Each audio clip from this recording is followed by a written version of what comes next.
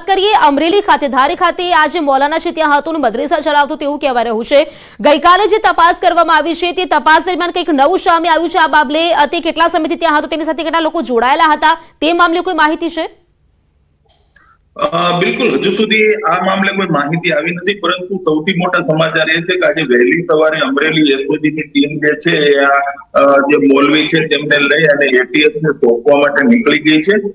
જે રીતે પોલીસ સૂત્રોમાંથી માહિતી મળી રહી છે તે મુજબ મૌલવીનો જે મોબાઈલ ફોન છે ગઈકાલે જ અમદાવાદ એટીએસ ને મોકલી દેવામાં આવ્યો હતો અને રાતભર કદાચ એની તપાસ પણ થઈ હોઈ શકે છે અને તેના કારણે જ મૌલવીને હવે એટીએસ બોલાવવામાં આવ્યો હોય તે પ્રકારની માહિતી છે। જે રીતે તેમના મોબાઈલમાંથી શંકાસ્પદ ગ્રુપો મળી આવ્યા છે તેમાં એમણે મેસેજની કેટલી હદે આપ-લે કરી છે તેમની પણ તપાસ થશે અને અત્યારે હાલ જે મૌલવી છે તેમને અમદાવાદ લઈ જવામાં આવી રહ્યો છે। રાજન, એવું પણ કહેવાયું છે કે ત્યાંના જે સ્થાનિક લોકો છે તેમનામાં પણ ક્યાંક ને ક્યાંક નારાજગી હતી, એટલે ક્યાંક ને ક્યાંક એવું પણ બની શકે છે કેટલાક કૃત્યો એવા હોઈ શકે છે તે લોકોને પણ ક્યાંક ને ક્યાંક ખબર હોઈ શકે છે, તેથી જ ક્યાંક સ્થાનિકોમાં નારાજગી હોય તે મામલે। બિલકુલ, જે રીતે સ્થાનિક લોકોમાંથી જાણવા મળી રહ્યું છે કે આ મૌલાના છે તેમની ભૂમિકા શંકાસ્પદ હતી, તેમની રહેણી કેણી પણ શંકાસ્પદ હોવાની કેટલાક લોકોએ જણાવ્યું છે, પરંતુ આ સમગ્ર મામલો છે હવે તપાસનો વિષય છે અને જે રીતે તેમની પાસેથી કોઈ પ્રોપર પુરાવા નથી મળ્યા તે સૌથી મોટી વાત છે। તેમના માત્ર એક આધાર કાર્ડ સિવાયના કોઈ અન્ય ઠોસ પુરાવા હજુ સુધી પોલીસને મળ્યા નથી, તે અંગે પણ તપાસ થઈ રહી છે। તેમનો જે આ મદ્રેસા છે એ કાયદેસર જમીન પર છે કે ગેરકાયદેસર છે તેની પણ તપાસ થઈ રહી છે, પરંતુ અત્યારે હાલ સૌથી મોટી વાત એ છે કે પાકિસ્તાન અને અફઘાનિસ્તાન જેવા વોટ્સએપ અને ટેલિગ્રામના ગ્રુપમાં વ્યક્તિ જોડાયેલો હોય। સૌથી મહત્વની વાત એ છે કે તેમણે આ ગ્રુપમાં શું મેસેજની આપ-લે કરી છે, કોઈ કોડવર્ડ ભાષામાં તેમણે વાત કરી છે કે કેમ, આ અંગે અત્યારે હાલ તપાસ થઈ રહી છે। મૌલિક, અહીં સવાલ એ પણ થઈ રહ્યો છે જે પ્રકારે આ જે ગ્રુપ સામે આવ્યા ક્યાંક ને ક્યાંક એવું પણ સામે કે શંકાસ્પદ ભૂમિકા આ વ્યક્તિની બની શકે છે। અહીં સવાલ એ ઉઠી રહ્યા છે કે લગભગ કેટલા સમયથી આ પ્રકારે તેને ચાલતું હશે ગ્રુપ અને કેટલાક લોકો સંડોવાયેલા પણ હોઈ શકે છે।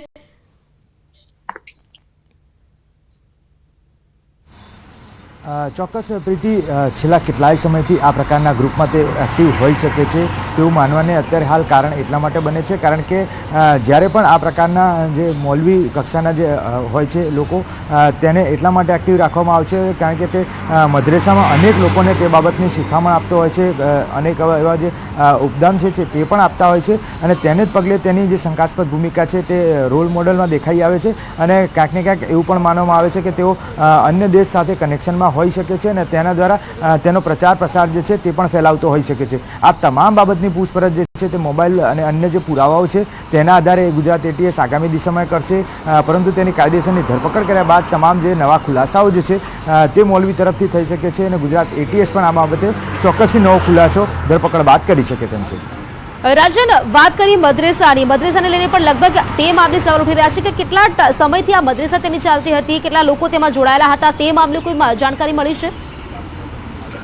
અત્યારે હાલ એ સમગ્ર મામલો છે પોલીસ તપાસ કરી રહી છે। આ બાબતની ચોક્કસ વિગતો હજુ પોલીસે બહાર નથી આપી, પરંતુ સમગ્ર મામલાની તપાસ ચાલી રહી છે। પરંતુ હું આપને જણાવું કે અત્યારે સૌથી મોટી વાત એ છે કે જે રીતે ભૂમિકા આમની શંકાસ્પદ દેખાઈ રહી છે, ખાસ તો તેમનો મોબાઈલ છે તે સૌથી મોટા ઘટસ્ફોટ કરે તે પ્રકારની માહિતી મળી રહી છે અને એટીએસ દ્વારા ટેકનિકલ ટીમ દ્વારા આ મોબાઈલની તપાસ પણ થઈ રહી છે અને ત્યારબાદ મદ્રેસા વિશેની પણ જે તપાસ છે સ્થાનિક પોલીસ કરશે।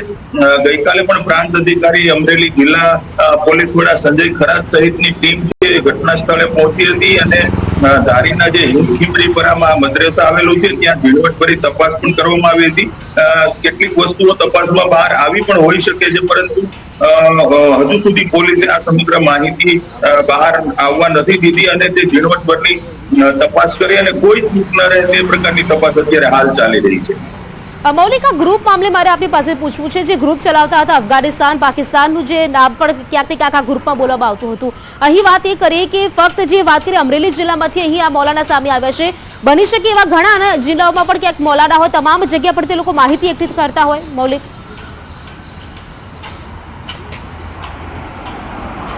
ચોક્કસથી અગાઉ જે રીતે આ પ્રકારની શંકાસ્પદ ભૂમિકા કરતા જે લોકો જે છે તેને ગુજરાત એટીએસ અને અમદાવાદ ક્રાઇમ બ્રાન્ચ પણ અગાઉ પકડી ચૂકી છે, ત્યારે આવા પાકિસ્તાની કનેક્શન ધરાવતા લોકો જે છે તેમની પાસેથી હથિયાર પણ કબજે કરવામાં આવે છે, મહત્ત્વના દસ્તાવેજી પુરાવાઓ પણ જે છે તે કબજે કરવામાં આવે છે. જ્યાં સુધી મારા ખ્યાલમાં છે ત્યાં સુધી ક્રાઇમ બ્રાન્ચ દ્વારા એક જમાલપુર વિસ્તારમાંથી એક મૌલવીની ધરપકડ કરવામાં આવી હતી.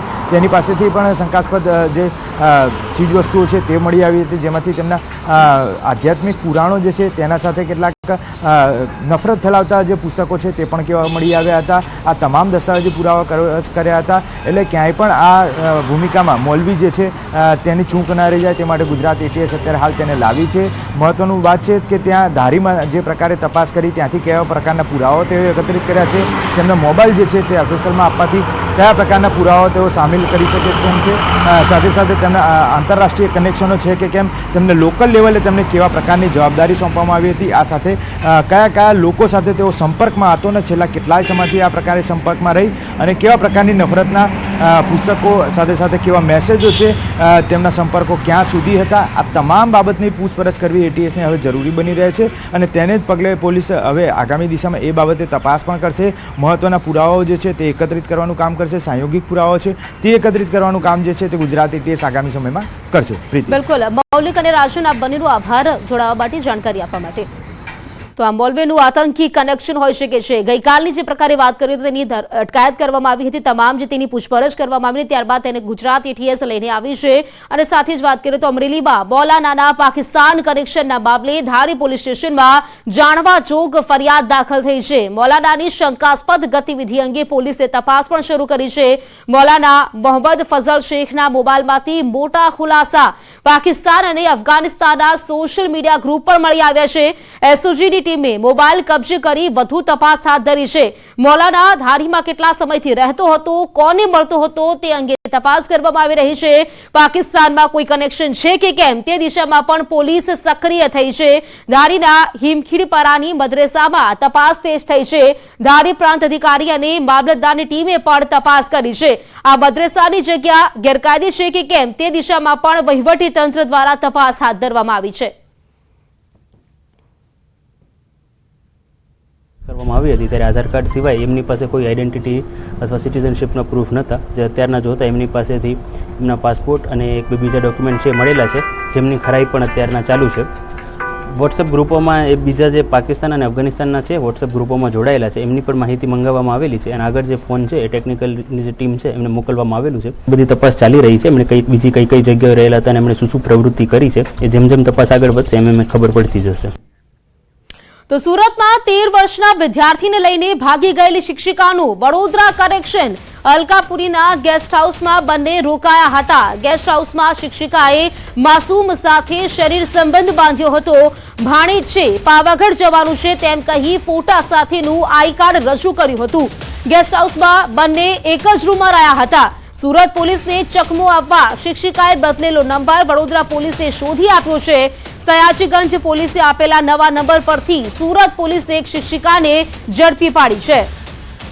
જાણકારી સાથે સંવાદદાતા હાર્દિક જોડાઈ ગયા છે. હાર્દિક, શિક્ષિકા અલકાપુરીના ગેસ્ટ હાઉસમાં રોકાઈ હતી, વધુ જાણકારી આ મામલે શું મળી રહી છે વડોદરા કનેક્શન મામલે? બિલકુલ બીજા સુરતની ઘટનાની વાત કરીએ તો આપની સામાજિક વ્યવસ્થાને સવાલોના ઘેરામાં ઉભી કરી દીધી છે.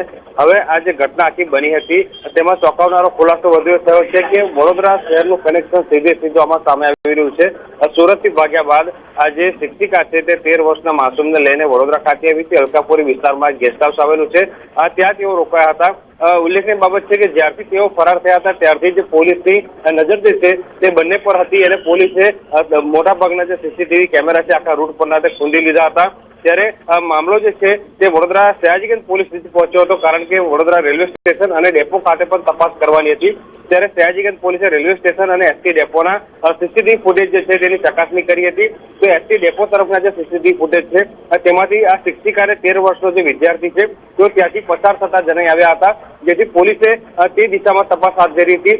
જ્યારે પોલીસ ત્યાં પહોંચી ત્યારે તેઓ ગેસ્ટ હાઉસ છોડીને નીકળી ગયા હતા, પરંતુ રજીસ્ટરમાં જે નવો નંબર ત્યાં નોંધાવેલો હતો. એ નવો નંબર જે છે સયાજીગંજ પોલીસે સુરત પોલીસને આપ્યો હતો અને ત્યારબાદ સુરત પોલીસે નંબર ટ્રેસ કર્યો હતો અને ત્યારબાદ આજે શિક્ષિકા અને વિદ્યાર્થી જે છે તેમને પકડવામાં મોટી સફળતા જે છે તે સુરત પોલીસને મળી હતી અને કીધું પ્રમાણે કે આઈ કાર્ડ જે છે તે રજૂ કરવામાં આવ્યું હતું અને પોતાનું ભાણેજ હોવાનું બહાનું જે છે તે શિક્ષિકાએ બતાવ્યું હતું. બંને એક જ રૂમમાં રોકાયા હતા અને ત્યારબાદ તેમને શરીર સંબંધ બાંધ્યો હતો. ત્યારે હવે સમગ્ર મામલે જે સુરત પોલીસ છે તેમના દ્વારા વધુ તપાસ જે છે તે હાથ ધરવામાં આવી રહી છે. જી હાર્દિક આભાર આપનો જાણકારી આપવા માટે.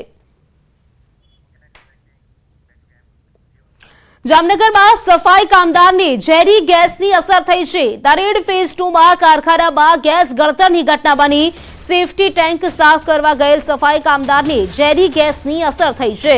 કારખાનામાં સેફટી ટેન્ક સાફ કરવા શનિ વાઘેલા, શૈલેષ વાઘેલા, હરસુખ કબીરા અને કલ્પેશ મકવાણા તેમ 4 સફાઈ કામદાર કામ કરવા ગયા હતા. જેમાં શનિ વાઘેલાને સેફટી ટેન્કના ગેસની અસર થતા તે ત્યાં જ ઢળી પડ્યા. ગેસની અસર થતા સફાઈ કામદારને સારવાર માટે જીજી હોસ્પિટલમાં ખસેડવામાં આવ્યા છે. તો સફાઈ કામદારને ગેસ ગળતર થયું છે. જાણકારી સાથે સંવાદદાતા કિંજલ જોડાઈ ગયા છે. કિંજલ, સફાઈ કામદારને ગેસ ગળતરની અસર થઈ છે તે હાલ સારવાર હેઠળ છે. વધુ જાણકારી શું? બિલકુલ પ્રીતિ, જે પ્રકારે વાત કરવામાં આવી, જામનગરના દરેડ જીઆઈડીસી ફેઝ 2 વિસ્તારમાં એક ખાનગી કારખાનામાં જે ગેસ ગળતરની ઘટના છે તે સામે આવી છે. જે સફાઈ કામદારો છે તેને સેફટી સાફ કરવા ઉતાર્યા હતા. જે પ્રકારે સમગ્ર ઘટના સામે આવી હતી, મોડી રાત્રે સની વાઘેલા નામનો જે યુવક છે, આ સફાઈ કામદાર છે, તે ઉતર્યો હતો ને ત્યાં જ ઢળી પડ્યો હતો. તેમની સાથે અન્ય 3 લોકો પણ હતા, જેમાં શૈલેષ વાઘેલા, હસમુખ કબીરા અને કલ્પેશ મકવાણા. આ 4 લોકોને ગેસ ગળતરની અસર થઈ હતી. પરંતુ જે પ્રકારે ગેસ ગળતરની અસર છે તે વધુ સનીને થઈ હતી. ત્યારે આ સની હાલ પણ હોસ્પિટલમાં સારવાર હેઠળ છે. તેમની હાલત પણ નાજુક જણાવાઈ રહી હતી. જે પ્રકારે સફાઈ કામદારોને આ ગેસ ગળતરની અસર થઈ હતી તેને લઈને સફાઈ કર્મચારી યુનિયનના જે હોદ્દેદારો છે એ પણ દોડી ગયા. જી કિંજલ, આભાર આપનો જાણકારી આપવા માટે.